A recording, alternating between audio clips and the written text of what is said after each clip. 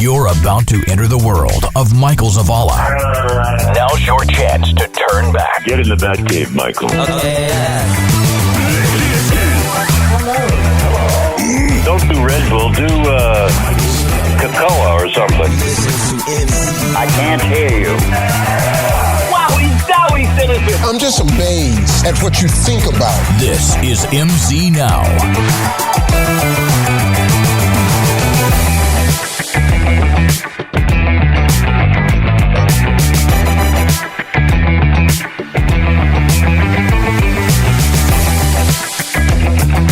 I forgot to check my hair before we started. Look all right, Eric? Yeah, I was actually looking at myself too because I was like, is my hair like sticking out? Yeah, that's how I want mine to be. Sticking out? Like Yeah. just like I just want it to be crazy? all over the place. Yeah, like I just woke up. Oh, I see some of it like I see it a little Looks bit. all right? Yeah, in the back. I just had it cut again. So Oh, you did? Yeah. And she did a thing called face framing. And so I Has guess it she looks not been okay. doing that? Or No, she'd been doing something else, but I told her we had to do something because the hair was getting into my mouth. Oh yeah. I'm at a restaurant and I'm always complaining because I think there's hair in my food and it's really my hair that's Maybe going in my mouth. She layered it too many times, like too many layers. She just left it too long in the front. Yeah. Because we were trying to do like an 80s thing. I said, let's move out of the 80s and early 90s. Oh. And so it looks good, I guess. I don't know. I haven't seen it. You should have did like a mullet. Well, we almost went that route, actually. Matt, the Franchize, is in studio with us. Hello there. And we've talked to you on the phone. How many Yes. years ago was that? It was about 5 years ago, I think. Oh my Okay. gosh. Because you were doing your Chuck E. Cheese con. Yes, Chucky Con 2018 and 19 was the one, I believe. It was 2019. Okay.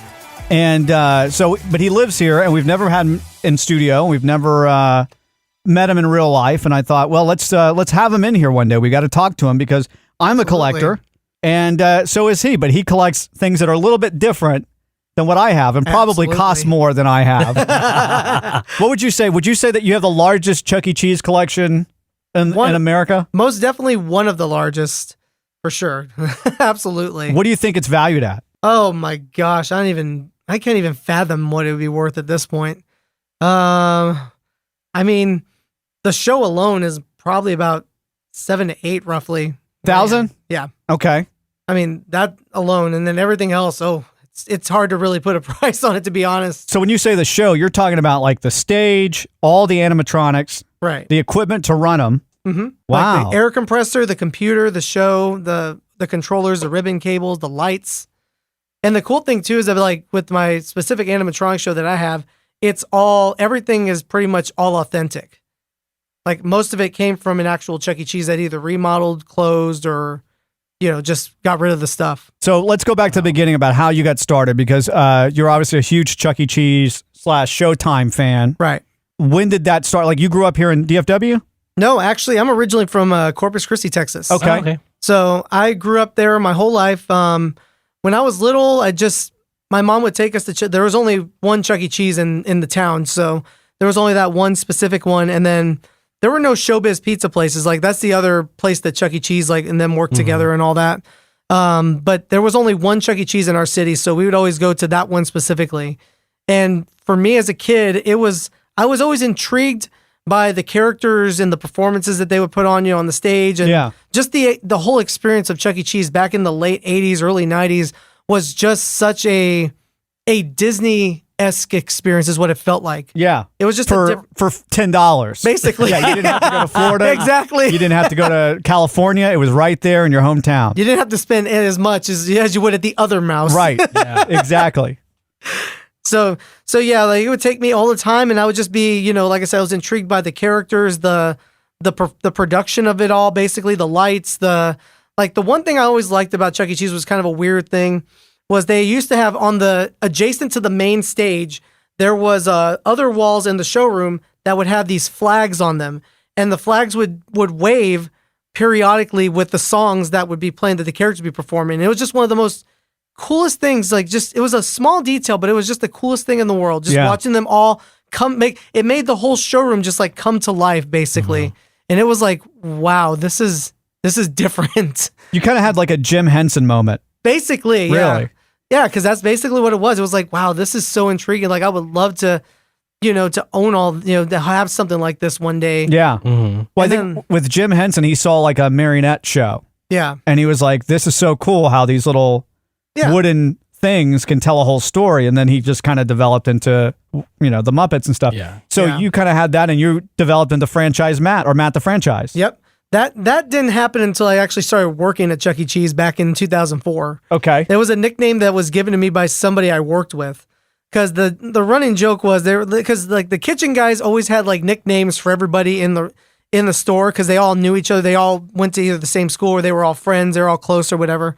I was kind of the outcast, as I usually am, and so I was like they were trying to come up with a nickname for me and they couldn't figure anything out. But one of them found out that I was like I really enjoyed the concept of Chuck E. Cheese as a kid, and like I wasn't as big of a collector as I am now. Back then, it was still in the very, very early phases. I had very little Chuck E. Cheese like stuff from the restaurants basically. Sure.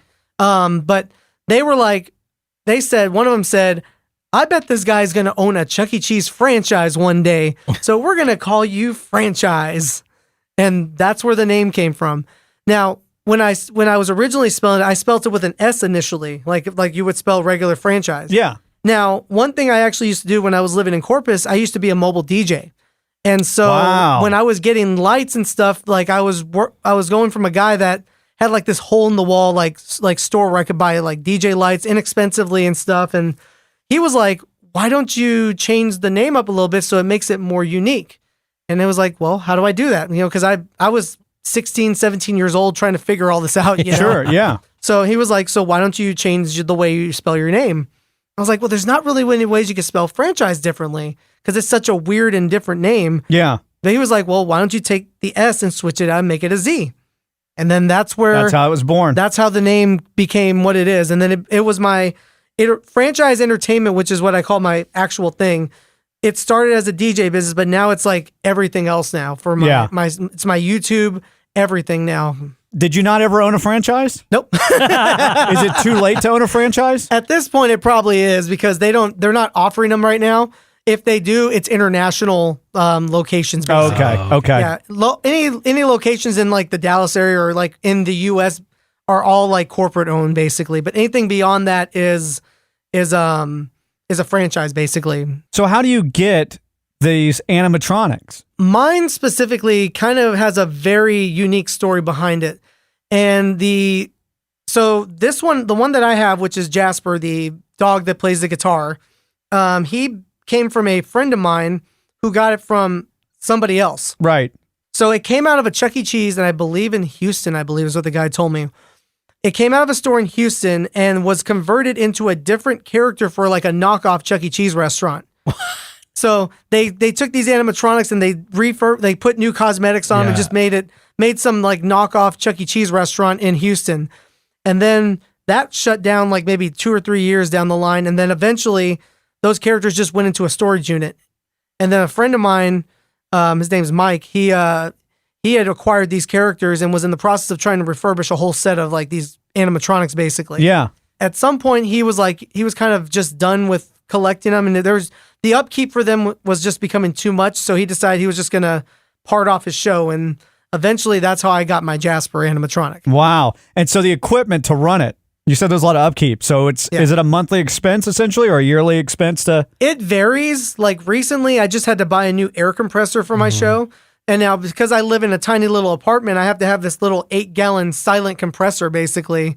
Of course, I'd hate to be my downstairs neighbors. I'm sure they probably hear the like what the heck is going on up there? You're like, it's just my dog. Don't worry about it. Yeah, basically. Yeah, I have a dog. When you bring girls over, you're like, hey, I have a dog. He's friendly. Oh my gosh. When I'm on the dating apps, I kind of mention that I do have a dog, and not until later on that I'll be like, okay, so this is what it is. He talks, and sings. He sits on this thing and plays. He sits on a speaker box and plays the guitar. Yeah. I was gonna ask. I was like, what is your reaction like when they come in and see like this whole setup? It's like, well, normally, like at the first place I had them set up, I had more space. I had a 2-bedroom, 2-bath place that I was able to house everything, and everything was more it wasn't as in your face as it is right now. Yeah. I had to go back. I had to go down to a 1-bedroom, 1-bath. So I had to consolidate. Like probably at least a third of my collection is currently in a storage unit right now. Oh wow! So like even right now, like what I have in my current place is not even like a third of like what, or it's still there's still a third of it that's still in a storage unit right now, basically. So, but like when I bring people over, I have to have a lot of trust in them to have them over. Right. Like I have to be like, look, if you're gonna be my friend, you have to understand this is my lifestyle. This is what I enjoy. Yeah. This is my passion. And you're not a serial killer. Exactly. That's very important. That's the most important part. Yeah, because it's either he's very passionate about his niche, his love, which we all are, right? I can relate to it because I'm the same way. Or he's a serial killer, and he kills you as you listen to the songs of your youth. Yeah. Right. Yeah. And the thing is too, with the system I use, it's actually a special controller that I use that I can actually custom program the characters to any songs I want. So you can take a modern song. Oh, today. absolutely. And I've done that pretty frequently, actually. So it's just one of those things where it's like I kind of make it my own thing. Now, when you go on vacation, do you do the Kevin McAllister where you put the dog in front of the window and have it like play songs so the wet That'd be a bandits good don't one. think that you're there? Oh man, I don't think anybody would ever want to mess with my place. Like truthfully, they probably see that thing and they would be like, "Oh my god." Yeah, we got to get out of here. Oh, Yeah. Actually, I do have a story about that though. The maintenance people had to come into my apartment in early June. In early June to fix my AC unit because my AC was acting up right before it was about to start getting like in 100-degree Oh, weather. yeah. Like it was like 92 degrees at night in my apartment. I'm like, oh, this is unacceptable. I can't do this. Yeah. So I called the maintenance people and some of them know about it already. So that none of them were like intimidated by it at all.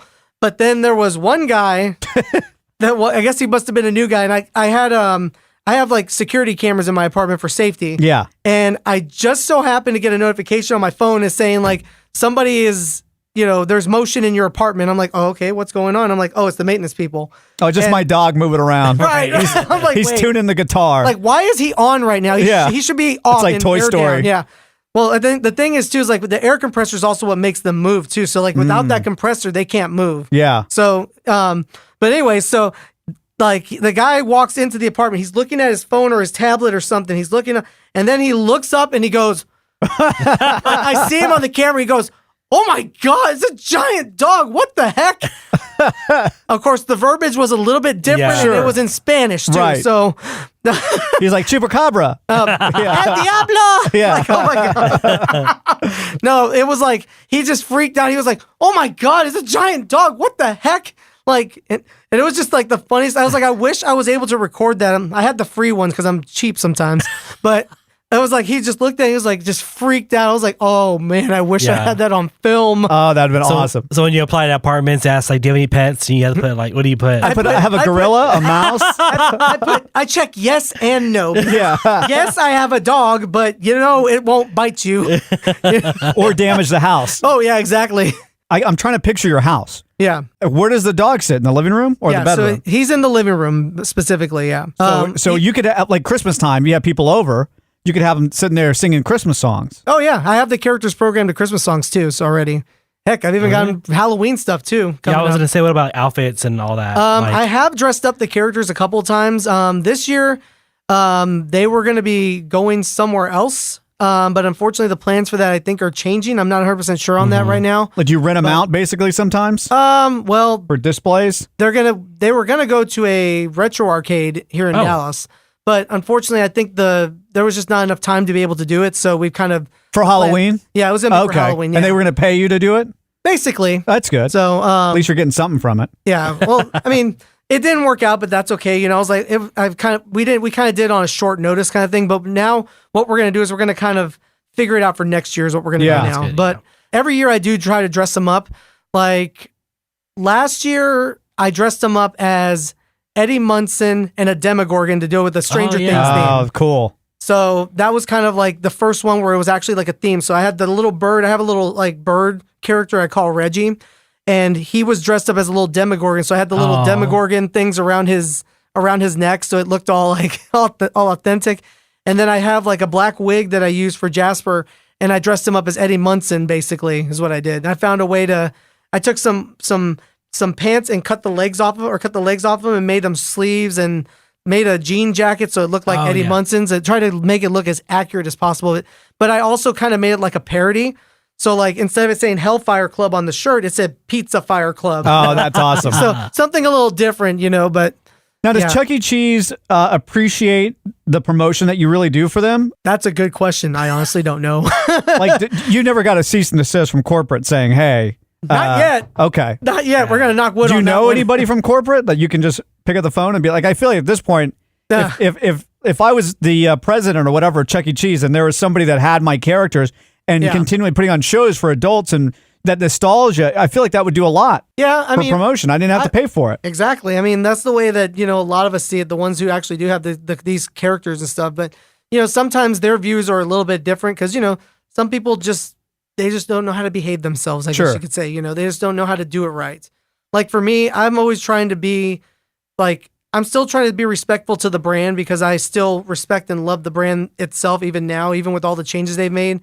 Because I still have a lot of people that I know that either work in the restaurant or work in the corporate office too. Yeah. So, I always try to be respectful in every way, shape, and form as I can be. And you're also kind of honoring your memory of it. I try to be true to the legacy of these characters because again, I've grown up with this brand basically my entire life. I've had almost every single birthday party at Chuck E. Cheese, literally. Yeah. I've had my second through 36th birthday consecutively at Chuck E. Cheese. If you could, would you live in a Chuck E. Cheese? And the only reason why I asked that, not to sound whatever, is because before the show I talked about my doll, my Pee Wee Herman doll. Yeah. Right. And so I was in that his playhouse was like, oh my God, I wanted to live there as a kid. Yeah. You know what I'm saying? So do you see yourself like, oh, if I could live in Chuck E. Cheese, I would? I mean, basically that's what I'm doing right now at this point. That's true. It's basically what it feels like. It's basically, I surrounded myself with the genre that I love the most, basically, is what I did, which is the late 80s, early 90s style Chuck E. Cheese. Because that to me is like the definitive variation of Chuck E. Cheese at this point, because that's the one that most people of my generation remember. They remember the sky tubes. They remember the pizza. They remember the characters, the animatronics, the person who walks around, that kind of stuff, which, that's the kind of stuff that, also what made me also very well known on the internet too, was being the person who wakes up the character, basically, is what we call it, the terminology we use. Have you seen the Always Sunny in Philadelphia episode that just came out this past season? Oh, no. Where they go to, you got to watch it. Oh, I heard about it, though. I heard that they did some kind of spoof of it, but I need to sit watch down that and watch episode. it. I was thinking about you while I was watching it, actually. How many animatronics do you have? You said you have the dog and then you have the bird. Yeah, I have two characters. So I have Jasper, which is the version of him is called a Cyberamic, is what they call him. These are the ones that most Chuck E. Cheese's in the 80s had. Now, there's another version of Jasper as well, too, known as the 3-stage version, which is what the Showbiz Pizza Place locations had specifically. And those versions of the characters are a lot more realistic. They have, my version of Jasper only has 8 movements. Okay. And that version of him has 17 to 20, I believe. Oh, wow. Yeah, he's got he's way more articulate. Like his hand can go up like this. Mine can just do this, basically. He just plays it. But that blinks his eyes. Yeah. It blinks his eyes, mouth open, left and right body, guitar hand, basically that's it. So, but I mean, for the most part, and then I have a little bird from another Chuck E. Cheese stage called the Studio C, which is the version of Chuck E. where it's just the Chuck E. animatronic by itself. And the other characters pop up as puppets on the TV screens back in the day is what they used to do. And so the little bird's a little prop character from that stage as well. Okay. And the character itself didn't have a name. It was just Bird is what they called him.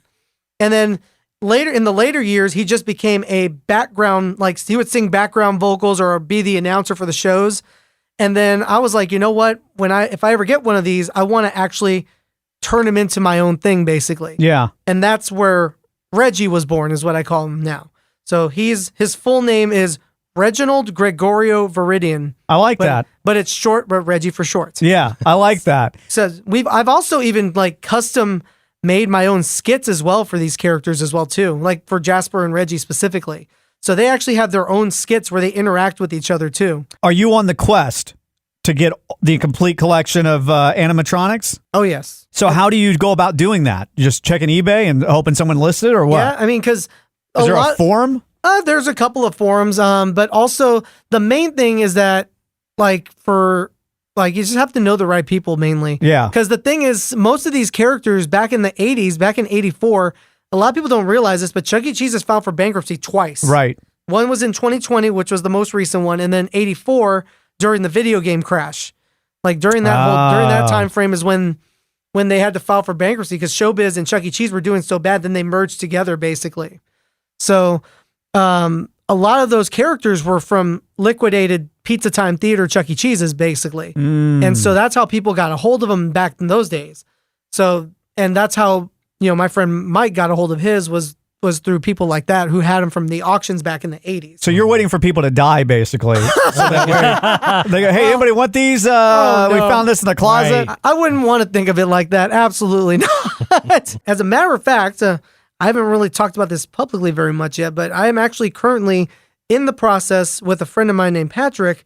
We are in the process of refurbishing the other 4 characters. Oh, wow. We got a set recently from I forgot where we got it from, but or where he got them from specifically. But we worked on a thing where we were gonna put them together and eventually get them running. But the thing is, it's just taking a lot of time because these characters were in really rough shape. They were destroyed basically. So are you documenting this with like video and make it like you should make like a whole series on this? Yeah. Well, I'm working on. We're filming stuff, but we're gonna wait to actually put the video together until we actually have it all complete. Basically. Yeah. Like once it's going to be like a very long timeline video basically from when we got them to, what we have inventory with all the stuff that we got from them and all the parts, all the cylinders we had to order, all the wood that we're going to have to recut for these characters and stuff. It's going to be interesting if we can get the final product done. People ask me this question. Why do you collect stuff from your childhood? And my answer to that is, because we're in a creative field. I know you do some creative stuff. Absolutely. And when I was a kid, watching these TV shows, these movies, helped me develop my imagination and my creativity. And so today, it's so easy to fall into the day-to-day, and you got a bill coming up, and you got this going on. Yeah. So I surround, in this studio here and at my house, I've got stuff that remind me of my childhood. Not necessarily for the nostalgia purpose of it, but when I turn around from my desk at home and there's a 3-foot DeLorean sitting behind me. I love that. Absolutely love that. I'm like, this is cool. I might have a thought that comes to my head real quick, then we can develop this. Or, there's things around that help spark that creativity, and I keep that around me all the time. It's very important for me. Absolutely. If I lived in a place where it was just bare walls, live, laugh, love, maybe a flower in a vase or something. Oh my It would be so dull. I need that. I couldn't. Those colors, I need all that. Oh, absolutely. So that's why I do it. Again, it's not necessarily me living in the past. It's so that I can develop stuff for the future, really. Yeah. What about you? That's kind of the same concept basically for me as well. For me, it kind of gives me a reminder of why I love what I do. Yeah. And especially for me, like you, I like to create stuff. I love to be able to develop things for not just for myself, but even for my friends and stuff too, who have their own stuff, like their own Chuck E. Cheese collections too, like me. But the thing is for me, it also reminds me of also why I love this stuff. Like the one thing that kept these memories alive for me as a kid was my mom decided when I was younger that she would film a lot of the times that we would go to Chuck E. Cheese. So a lot of those memories of those childhood memories that I love so much are on video or in digital now at this point. So I can go back and rewatch those, and then that reminds me okay, this is why I love what I do. Yeah. This is why it's my passion. This is why I want to keep fighting for what I want in my life or the things that I eventually need. You know? Yeah. It's just one of those things. So most definitely it comes down to things like that mainly.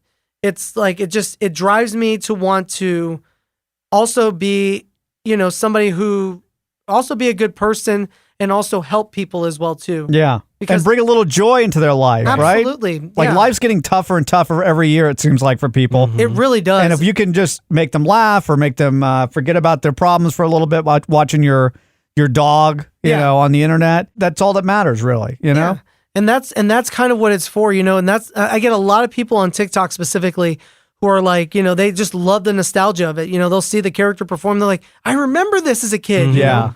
And they're like, wow, I can't believe you actually have this, or, things like that. And it's that's what makes me feel good. Yeah. Is those when people see that stuff and they're like, childhood memory unlocked. Now obviously there's another thing that also brings people to this as well too. And I'm sure you probably were going to bring this up at some point. Five Nights at Freddy's. Yeah, that's true.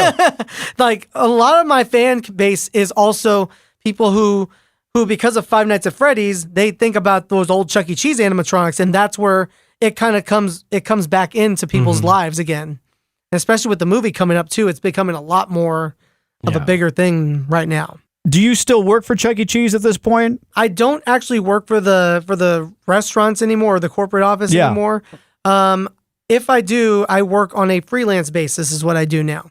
So I've been in charge of working on specific video projects for them. It's specifically called the DJ Munch Mix is what they call them. I've been basically in charge of video editing these videos for them is what I've been doing. There goes the creativity part of it. So the idea of this skit is that it's DJ Munch is one of the characters from Chuck E. Cheese's Munch, the purple monster. Okay. And one of the concepts that they've been kind of pushing with him lately is that he's also a DJ. So one of the things they want to start doing, we're doing remixes of the songs that they've done over the years. And so now they're calling them the DJ Munch remix is what they call them. And so basically I'm taking the footage from these original music videos and then making them something new, like reimagine them basically is what I'm doing at this point. So like, I know you said you refurbished the animatronics. Like, I know I watched the Jim Henson documentary or the behind the scenes. That stuff is not easy to like do. It really so yeah. So I guess like where did you learn like to do all that? So my friend Mike, the one I've talked about, he's the one who taught me a lot of the ins and outs of how to work on this stuff, because basically when he had his full show, I would go over there and help him out. So I'd be kind of like visually watching him, seeing how he fixes stuff.